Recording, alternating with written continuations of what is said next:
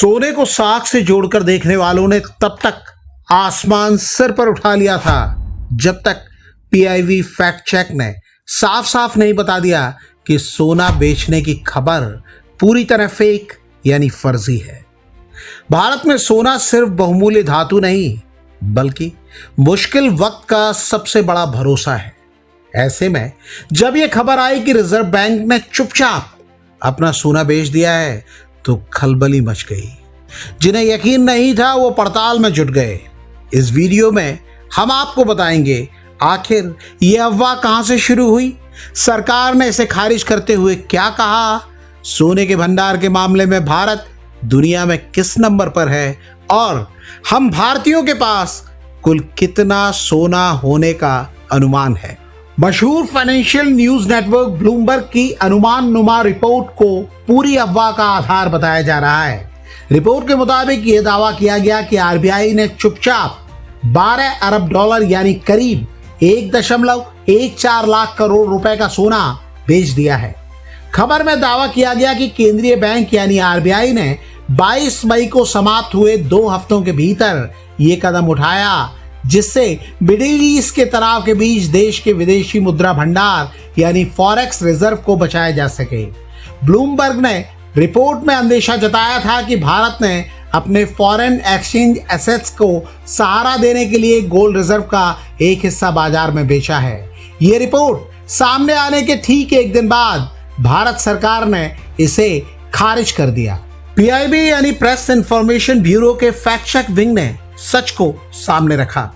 सरकार ने कहा कि इस खबर में रत्ती भर भी सच्चाई नहीं है और ये पूरी तरह से फेक न्यूज है। आरबीआई और सरकार ने आंकड़े जारी कर बताया कि फॉरेक्स रिजर्व में भारत का गोल्ड शेयर कम नहीं हुआ बल्कि बढ़ा है। देश के विदेशी मुद्रा भंडार में सोने की हिस्सेदारी सितंबर 2025 के अंत में 13.92% थी जो 31 मार्च 2026 को बढ़कर 16.7% हुई और 22 मई 2026 तक ये और मजबूत होकर 16.85% पर पहुंच गई। केंद्रीय बैंक का स्वर्ण भंडार पूरी तरह सुरक्षित है और इसमें कोई कमी नहीं आई है।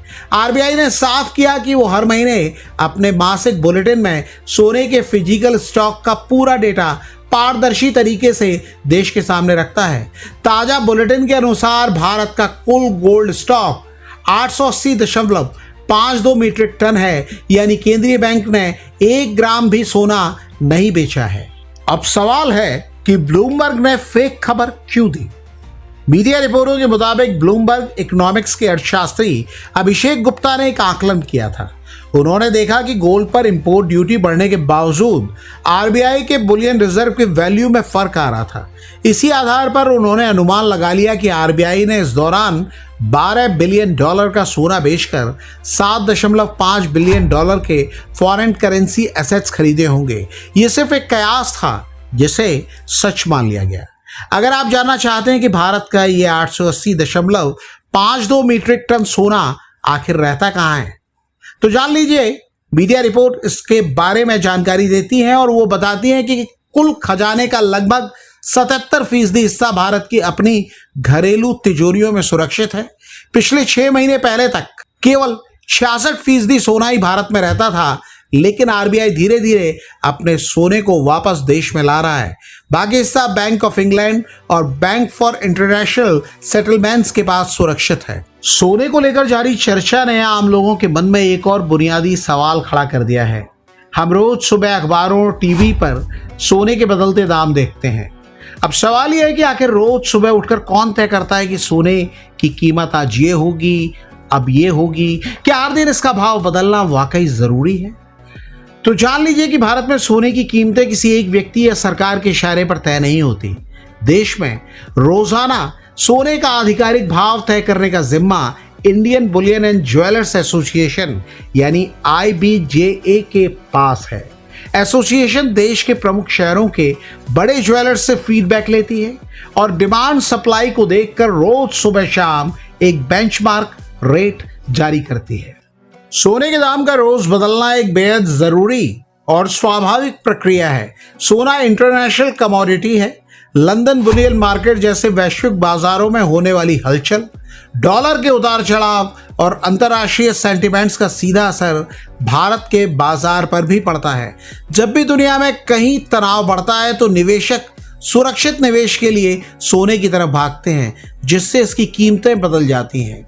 जैसे हाल में 28 फरवरी से मिडिल ईस्ट में शुरू हुए तनाव के बाद अंतर्राष्ट्रीय बाजार में सोने की कीमतों में 10% से ज्यादा की गिरावट देखी गई।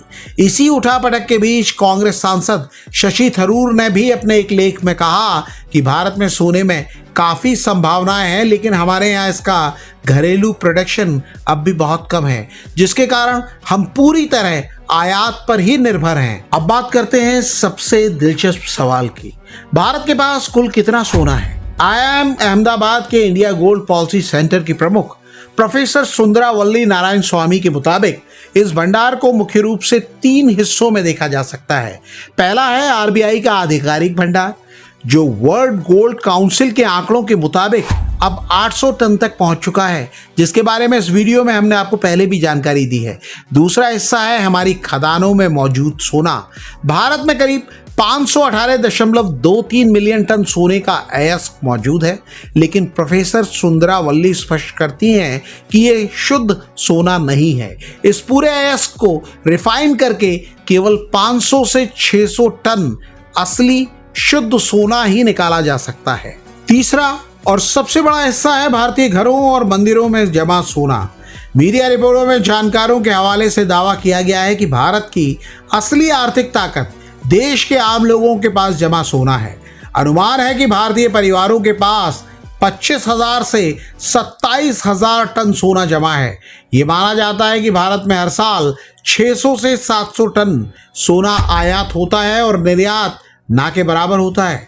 इसलिए ये सोना सालों से हमारे घरों में सुरक्षित जमा होता जा रहा है।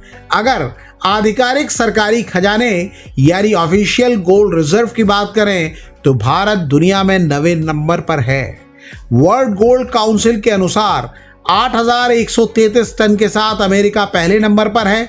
इसके बाद जर्मनी है, जिसके पास 3,350 टन है। IMF के पास 2,814 टन है। इटली के पास 2,452 टन है। फ्रांस के पास 2,437 टन है। रूस के पास 2,332 टन है। चीन के पास 2,298 टन है और स्विट्जरलैंड के पास 1,040 टन सोना जमा है। भारत के पास, जैसा हमने इस वीडियो में बार बार बताया, 880 टन सोना है और ये 9वें नंबर पर है। जापान के पास 846 टन सोना जमा है और ये 10वें स्थान पर है। भले ही ऑफिशियल गोल्ड रिजर्व में भारत 9वें नंबर पर हो, लेकिन घरेलू सोने के मामले में भारत के सामने दुनिया का कोई देश नहीं टिकता। मॉर्गन स्टैनली की रिपोर्ट के मुताबिक भारतीयों के पास करीब 3.8 ट्रिलियन डॉलर का सोना है, जो देश की कुल GDP का लगभग 88.8% है। एसोचैम का भी मानना है कि भारतीय घरों का ये खजाना दुनिया में सबसे ज्यादा है, जो हमारी अर्थव्यवस्था को किसी भी वैश्विक मंदी में ढाल बनकर बचा सकता है। इस मुद्दे पर अगर आप भी कुछ कहना चाहते हैं तो कमेंट करके हमें बताइएगा जरूर।